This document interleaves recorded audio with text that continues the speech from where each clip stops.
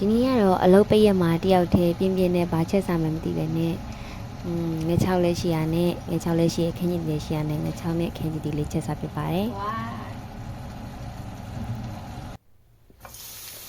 ငချောက်အရင်ဆုံးကြက်သွန်ကြီးကိုစီတက်ပါတယ်အမရဲ့ကြက်သွန်ကြီးထင်းနေတာတစ်ဖက်ချင်းထင်းနေတော့အရန်ကိုကြာနေပါတယ်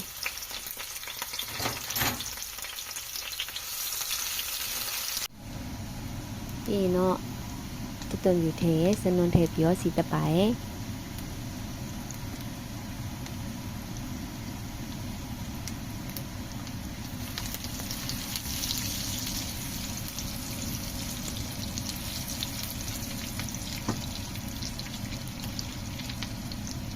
ပြီးတော့နှစ်ပီလေးနည်းနည်းလေးထည့်ပါတယ်ခင်းချင်းဒီပါရခါကြာနည်းနည်းလေးဖြစ်အောင်လို့ပါ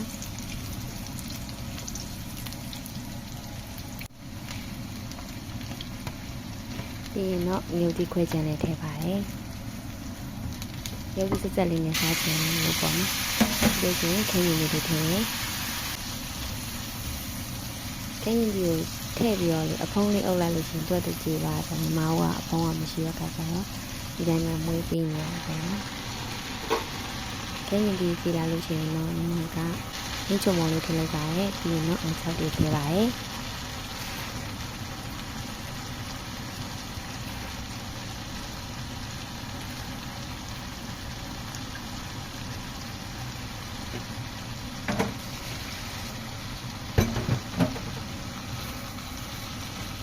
ပြီးတော့ဟိုဘက်ဒီဘက်လောင်းလိုက်ပါတယ်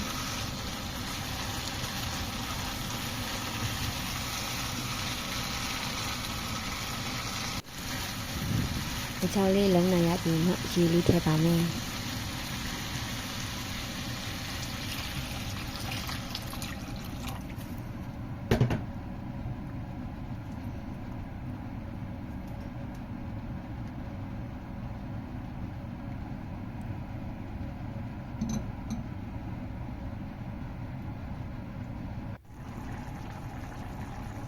ဘွယ်ဆူလာပါပြီအနည်းလေးကမွေးနေရပဲစားကြပါ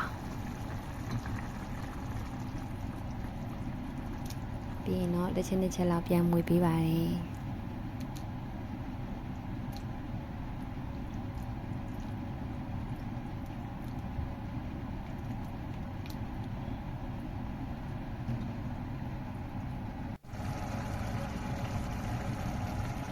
ဒီလိုမျိုးနေထားဆိုရင်တော့ရောက်ခံနေပါပြီချက်ပါပြီနည်းနည်းလေးရှိရင်ပိုကောင်းတယ်ပေါ့နော်ညီမမနည်းနည်းမရှိတော့ဒီတိုင်းလေးပဲချက်လိုက်ရပါတယ်ဝါးရန်ကုန်မှာစားကောင်းနေ